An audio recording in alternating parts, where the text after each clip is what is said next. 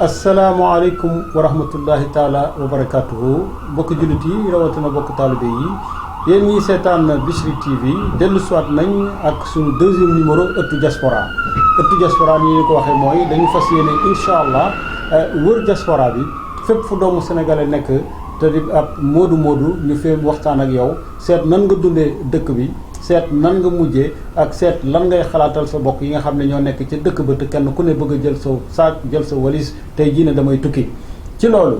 di ngeen dalal tey incha allah koo xam ne kii mën nañu wax ne bokk na ci moodu yu dëkk yi ndax buñ ne dëkk def nga fa ñaar fukki at yu mat sëkk wax dëgg yàlla mën nañu wax ne am na loo fa xam ki ñuy dalal tey nag mbégtale doon ñu dalal ko Alaaji Ndaw lañ koy wax Alaaji Ndaw nag tey dañ waxtaan ak moom ci ñaari casquette bokk yi benn bu njëkk bi immigré la moodu la danañ jaar ak moom ci loolu waaye beneen bi ci itam sunu mbokk sénégalais waaye nag kilifa la ci ñu wàllu aada ndax moom lañ mu ci tegal mu nekk suñu consul général loolu lépp dañ ko faram-fàcce ak Alaaji Ndaw kon li ñuy def rek mooy mbokk yi suivre Bichri TV ñu bàyyi leen sunu gan mu nuyoo Alaaji ñu ngi lay ziare. jërëjëf sëñ Abdou ñu ngi lay ziare di ziare mbokk yi seetaan Bichri TV yëpp di ziare mbokk Sénégal yi yëpp di ziare mbokk jullit di mbokk taalibe yu baax a baax di leen remercier ci ñëw bi ngeen ñëw fii ngir waxtaan. jërëjëf Alaaji kon ni ñu daan duggee ci waxtaan wi rek mooy dañ ne ki toogal tey laata muy toog fii ci bureau bi am na lu mu doonoon moodu la woon immigré nga woon nan nga dunde loolu bi nga ñëwee fii ci États-Unis d'Amérique. waaw dëgg la. États-Unis bi ñu fiy ñëw ñu ngi fi ñëw en 95 fekk ñu am suñuy bac jot a dem université def foofu sociologie ñëw fii ngir gën a xóotal suñu njàng bi yàlla defee ñu jàng ba am suñu lijaasa dëkk bi jafe liggéey yombuloon donc ñu jàpp ci liggéey yu bëri def nañ fi taxi. tali bi sax jaay naa ci ñu bëri xamuñu ko peut-être mais lal naa table jaay def naa taxi après nag ci laa def examen d'entrée aux Nations Unies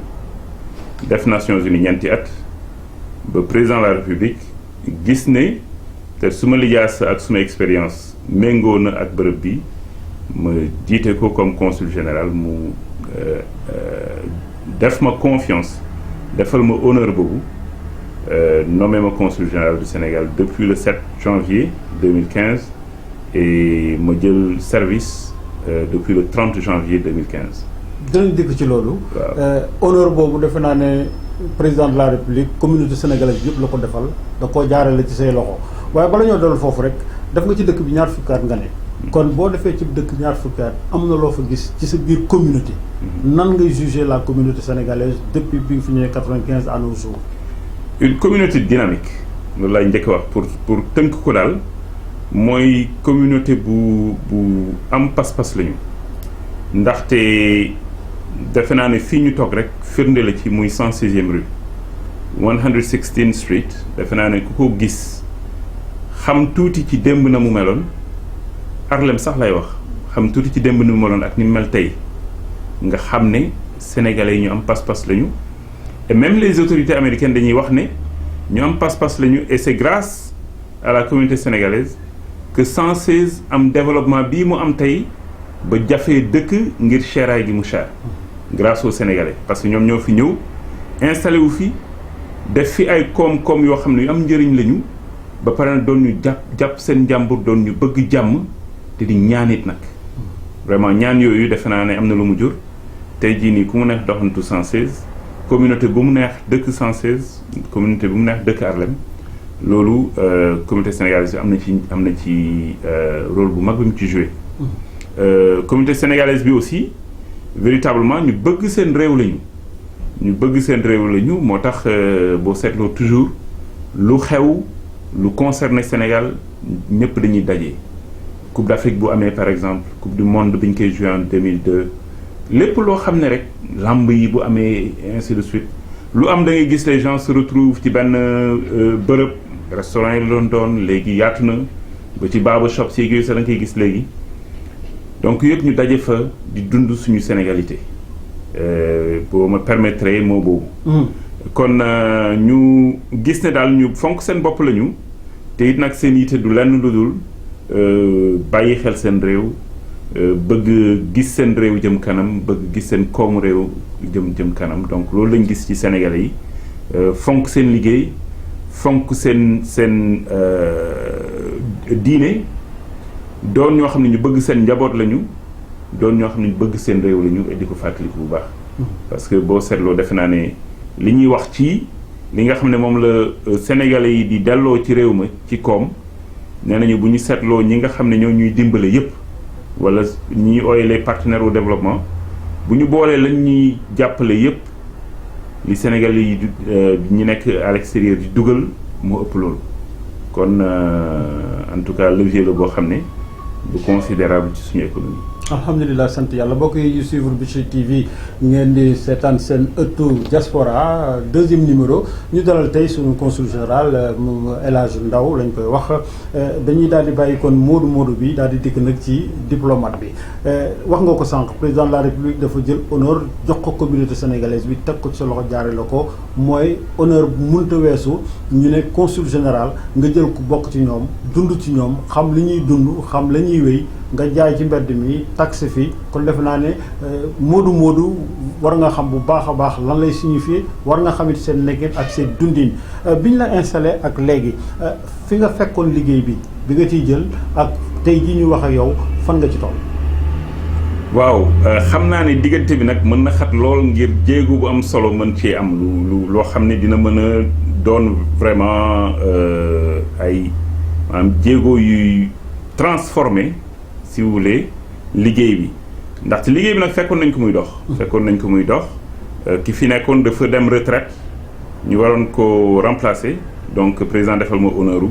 nommé ma fii donc vraiment ñu xarañ te xam li ñuy def ñoo fi nekkoon ñu nit ñu ñëw comme ni nga ko waxee am expérience boo xam ne am nañ ko fii ci dëkk bi pendant une certaine période war a jël expérience boobu noonu nag mën ko indi ci administration sénégalaise bi mu war a doon peut-être une valeur ajoutée boobu noonu ni ma ko gisee mooy li nga xam ne dinañ ko gis fii ci doxalin ci administration américaine par exemple même en termes de culture administrative je pense que ci doxalin ci taxawaay yooyu yëpp defe naa ne ay jëfin la yoo xam ne dinañ ko indi ci liggéey bi mu doon loo xam ne defe naa ne buñ ko booleeg li ñu fi fekkoon ci expérience mën na jëmale kër gi kanam mun nañ ci joxe exemple yu bëri je pense que bu ñu xoolee ne sur le plan social am na jafe-jafe yu bëri yoo xam ne dañ koy gis suñu mbokk sénégalais yi di ko dund te bu seen bët xonqee du ñu mën a dem fudul ci consulat bi bu fekkente ne ko ñoo xam ne la peut-être pour la plupart amuñu kayit bu ñëwee fii aussi ñun defe naa ne comme suñuy moyen aussi may ñu mën a def lu bëri war nañu mën a seet nan la ñuy nekkee en rapport avec les services sociaux fii avec les ONG yi nga xam ne ñi ngi nekk dans le social avec les agences de la ville de New York yi travaillent dans le social loolu yëpp ñu jéem a seet nan lañ koy mettre en contribution pour que mu mën a doon luy jàppale suñu mbokku sénégalais yi bu ko defee du ñu cloisonné wu rek ci li ñu administration bi mais jéem a seet au-delà de ça bu fekkente ne am na leneen lu ñu mën a ñu mën a waxtaanal ngir ñu mën a ñu xamal ne services yooyu disponible na pour nos compatriotes ñu mën leen orienter vers services yooyu sur le plan légal aussi ñu ngi ciy dox yi jéego ngir fexe ba am ñoo xam ne ñu am lu ay jafe-jafe lu jëm ci yoon te amuñu ko leen ci jàppale amuñu moyen yu ñu mën a jëlalee seen bopp avocat am na fii ay ñoo xam ne pro bono la ñuy def dañ la koy defal gratuitement donc ñooñu ñëpp ñi ngi dox ci jéego ci waxtaan ak ñoom ngir fexe nan la ñuy mën a fexe ba suñu compatriotes yi bu ñëwee ñu mën leen orienter vers en tout cas services yooyu doon ay njëriñ pour ñoom ndaxte ñu nit lu ñu fi bàyyi mooy njëriñu suñu compatriotes yi et en tout cas duñu ménager benn effort ci lu jëm ci wàllu woowu. c'est ça ba tey kon ci wàllu laaj dañu gis loo xam ni peut-être mën nañu wax ne soit innovation la wala lu ñu améliorer la ndax bi nga ñëwee ba léegi ñu ngi lay dégg ngay communiquer avec la communauté muy lu am importance ba ñaari léeg-léeg nga sax dox sax dégg sénégalais yi ñu ne vraiment choix au président de la république day choix bu am importance parce que ki mu jël xam suñuy bëgg-bëgg xam suñuy soxla xam suñu wax moo tax chaque fois mi ngi ci rajo yi di waxtaan ak ñun ak yooyu innovation boobu da nga ko indaale wala da nga ko fekk pour améliorer ko wala déet. waaw xam naa du ñàkk am na lu fi doon am ci communication waaye xam nga ñun suñu relation man ak communauté bi dafa doon loo xam ne benn la du ñaar donc mënuñoo ñàkk déggante mënuñoo ñàkk déggoo mënuñoo ñàkk waxtaan man loolu mooy suma gis-gis et aussi vraiment ñi fi nekk aussi ci consulat bi partager point de vue boobu ak doxalin boobu ñun ñëpp ñu ànd ci périodiquement ñuy essayer di wax ak suñu mbokk yi di leen wax li ñuy def lan la di leen wax li ñu yéene lan la di leen aussi demander seeni xalaat ngir ñu toog waxtaan parce que comme ni ma koy waxee rek am na expérience boo xam ne ñi fi nekk les diplomates de carrière par exemple ak ñeneen ñi nekk fii am nañ ko comme expérience administrative mais aussi am na suñuy mbokk sénégalais yu fi nekk yoo xam ne am nañu yeneen expérience yoo xam ne peut-être du administration sénégalaise mais mën na doon njëriñ ci liggéey bi bu ko defee ñoo ñëpp ñu tàllal loxo ñu waxtaanandoor jéem a seet en tout cas nu ñuy def pour améliorer conditions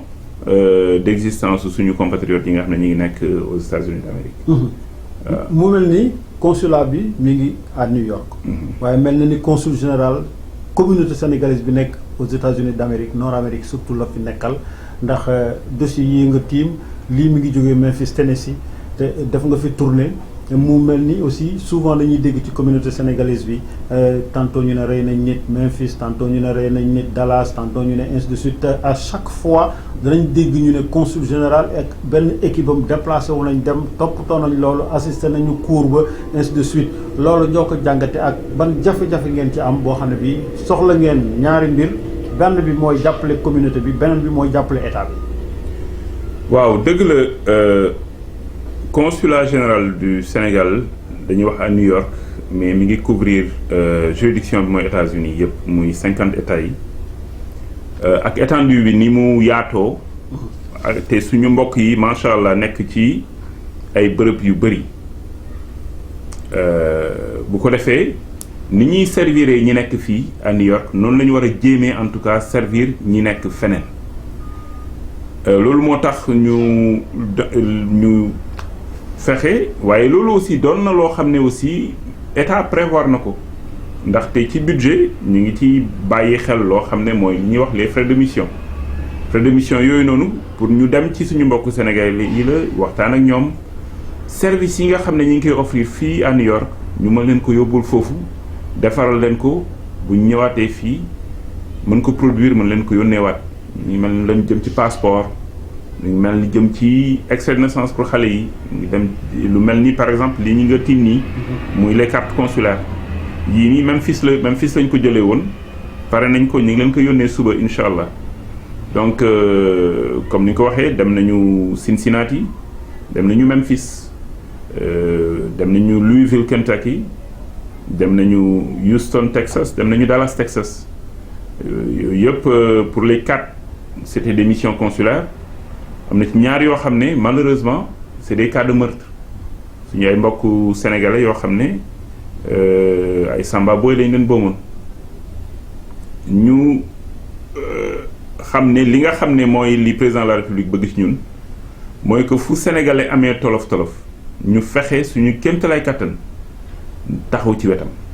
donc bi communauté sénégalaise bi à Memphis amee mbokk muñ fa boom ku ñuy wax Mamadou Ngom yàlla na ko yàlla yërëm ñu demoon seeti ay mbokkam yi nekk Columbus ses 2 frères ñu dem waxtaan ak ñoom defal leen saafonte ak ñoom gën leen a feddalil suñu coloré ak suñu disponibilité ci lépp loo xamante ne que yitey sénégalais la rawatina cas boobu xamal leen ne bëgg nañu dem Memphis ngir rencontrer les autorités judiciaires comme procureur bi mais aussi rencontrer le maire dans la mesure du possible far ba ñu demee sax alhamdulilah rencontré nañu maire bi rencontré nañu aussi détective bi nga xam ne moom moo yore cas bi ñu rencontré maire bi waxtaan ak moom ci loolu moom ci boppam mu ne dina gën a suivre cas bi ngir en tout cas gën a waxaat ak détective yi pour que ñu xam ne vraiment daal sénégalais yi fi nekk dañ leen gën a bàyyi xel sur le plan judiciaire et que du process comme ni ñu koy waxee fii mu doon loo xam ne en tout cas cas boobu dina ko am détective bi aussi bañ jotee wax ak moom aussi mu doon ku ñu vraiment déglu bu baax xamal ñu ne moom it mi ngi def kéemtalaay kàttanam ngir sax indiwaat cas bi dugalaat ko ci chaîne télévision yi en espérant que loolu dina indi nit ku xam dara ci cas bi wax ci parce que ba léegi cas bi amaguñu benn suspect trouvé guñu kenn ku xam ne moom lañ jàpp ne moom moo ko def jëf ci ñaaw jooju Louisville aussi demoon nañ fa c'était un cas de meurtre pour le cas de Louisville différence bi mooy Louisville moom ñeent ñi nga xam ne ñoo def jëf ci ñaaw jooju yoon teg nit ñoom loxo bon ñu leen di juger dañu demee nag ci li ñuy wax pre-trial bi dinañ entendre ci forme bi ci la ñu dem ñun ànd ak njabootu xale ba ñu fa boomoon ànd ak ñoom dem ci procès bi taxawu ko mais defe naa ne loolu lu am solo la parce que seetlu naa ne ba ñu fa demee autorités locales yi à Louisville dañu ko jël au sérieux waxuma ne jëluñu ko woon au sérieux mais xam naa ne daal en tout cas suñu présence foofu dem nañu ba annoncé ko sax ci seen chaîne locale yi ci journalu 17h bi ak journal du matin bi annoncé nañ ne le consul général du Sénégal se déplace juste pour le procès def naa ne loolu symboliquement am na lu muy signifier bu ko defee loolu mooy suñu rôle te loolu le président bëgg ci ñun aussi donc loolu jot nañ ko def te ñi ngi am yaakaar ne dañ ci dina gën a jëm kanam di sant aussi président ci vision boobu mu am ak directive yooyu nga xam ne moom la ñuy jox te sénégalais yi yaakaar naa ne ñi ngi ciy gis seen bopp parce que loolu rek moo ci am solo que sénégalais yi gis seen bopp en tout cas ñun loolu mooy li nga xam ne moom la ñuy mooy suñu mbébét bëgg-bëggu président mooy que sénégalais yi gis seen bopp ci liggéey bi ñuy def et en tout cas maa ngi ci jéem suma kéemtalaay kàttan en espérant que sénégalais yi aussi ñi nekk fii comme niñ daan def rek avant ñuy occuper ce poste lu ñu gis ci loo xam ne mën nañ ko waxtaanee vraiment maa ngi leen di invité que ñu gën ci waxtaan que mu bañ a am benn tabou daal ci sujet yi nga xam ne war nañ ko mën a waxtaanee ndaxte en tout cas ñun ñëpp li ñu fi bàyyi mooy que ñu jéem a liggéey ensemble pour que suñu communauté gën a jëm kanam. jërëjëf consul général mbokk yi ba tey yéen a ngi suivre seen deuxième numéro ëttu diaspora ci Bichri TV ñu dalal tey El Hadj Ndao consul général bu Sénégal fii à New York monsieur Ndao ba tey ci wàllu laaj ak tontu am na loo wax léegi junj ko ci muy wàllu passeport communauté bi wax dëgg yàlla am nañ ci mbégte ndax ni ñu ko bëggee ni ñu ko ni doxalee kooku moom wax dëgg yàlla du waxu politique du leneen waaye nag képp koo xam ne kii këyit yi ñu la laaj indi nga ko boo ñëwee taxaw ci saa suñu defaral la sa passeport nga gën dem waaye dafa am lu ñu fi annoncé woon itam ñu ngi koy séentu ba nag ni dëgg la yéen a ngi góorgóorlu bu baax a baax waaye mbiru carte d'identité yi parce que ñi ëpp ci sans masque yàgg ci àll bi daanaka yoratuñu carte d'identité wala basang bu rëy bi lañu yor muy carte d'identité bu mag bee mag a mag numérique yi kon donc defe naa soxla nañ ko te dañu annoncé ne incha allah à partir ci lu yàgg rek ci yàlla di ngeen am moom bureau boo xam ne bi sénégalais bu ñëwati taxaw ñu defaral ko carte d'identité jox ko fu ngeen toll ci loolu Abdou li nga wax noonu dëgg la carte d'identité doon na loo xam ne suñu mbokk yi dëgg-dëgg yi teewoon nañu ko président de la république xam loolu décidé ne dinañ fi indi unité boo xam ne daf fi nekk en permanence du doon mission boo xam ne day ñëw ko dem dafay nekk fii en permanence comme ni ñu fi defaree passeport ñu fi defaree carte nationale d'identité ba sax naa bu ñu génnoon ba def tour dinaa la wan salle bi ñu réservé pour bureau carte d'identité décision bi nag bi may ñëw man fekk na président joxe woon instruction yi pour que unité bi ñëw installé wu waaye ñu doon def déménagement ci fin d'année bi passé il paraît que loolu moo ko retardé mais ñi ngi koy relancer waat pour que mu ñëw dans les meilleurs délais parce que nag doon na loo xam ne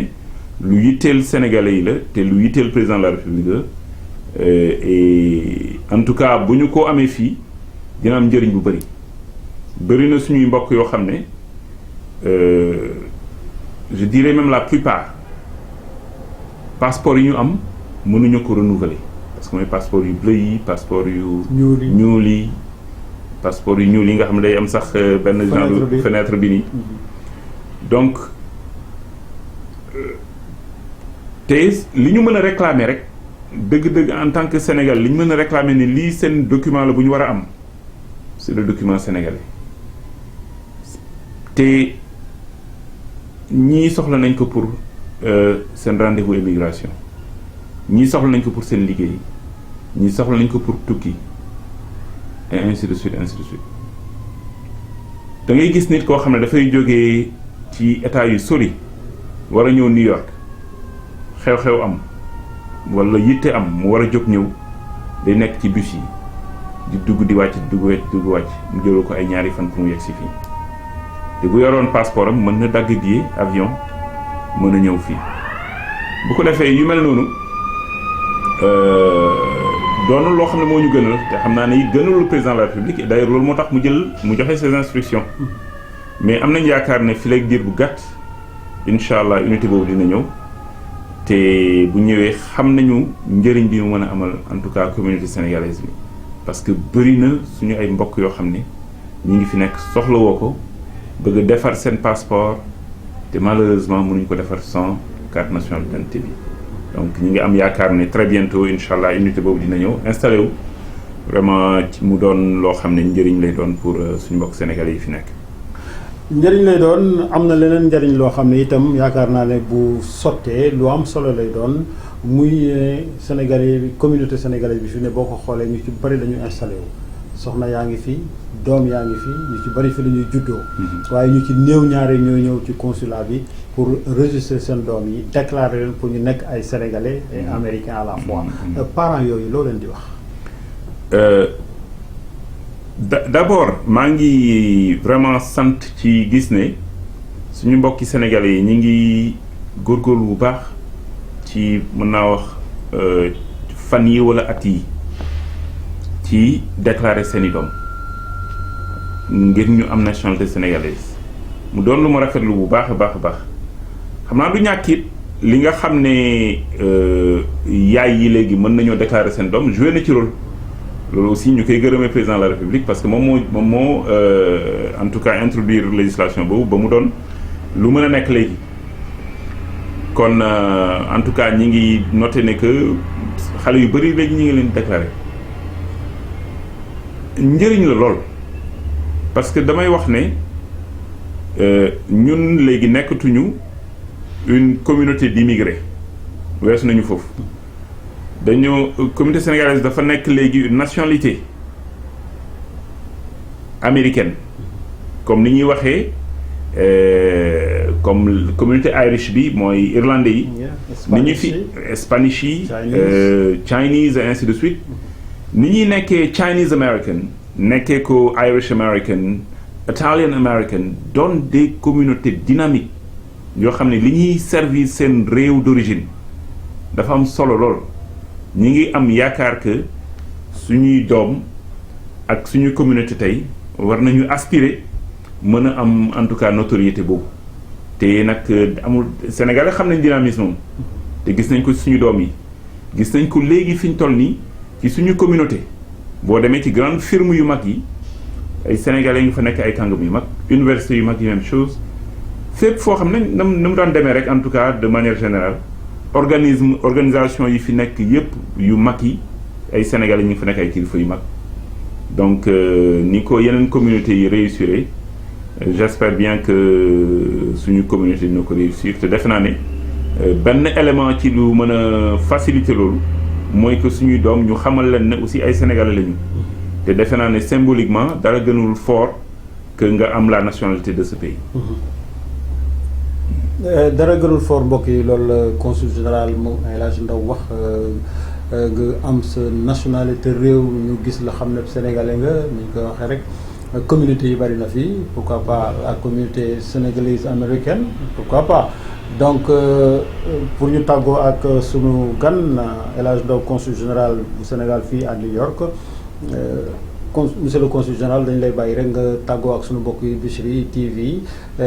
lan ngay tàggatoo ak suñu mbokk yi wala nga jeexal jataay bi. Abdou di leen sant di sant équipe bu Bichri TV bi yëpp di leen remercier ci opportunité bi ngeen ñëw jox ñu ko ngir ñu mën a waxtaan ak suñu mbokk Sénégalais yi mën a waxtaan ak vraiment ñëpp ñuy seetaan Bichri TV di chaîne boo xam ne ñu ngi def liggéey bu am solo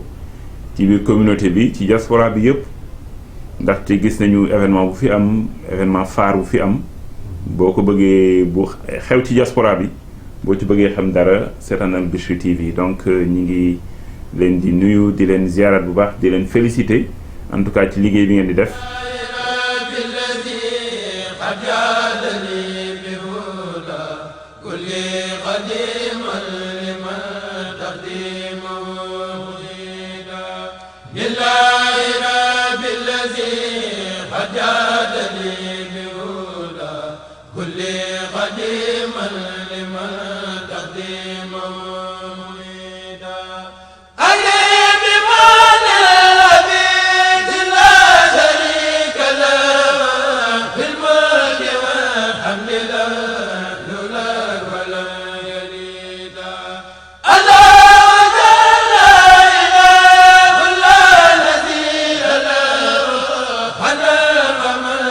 Siwa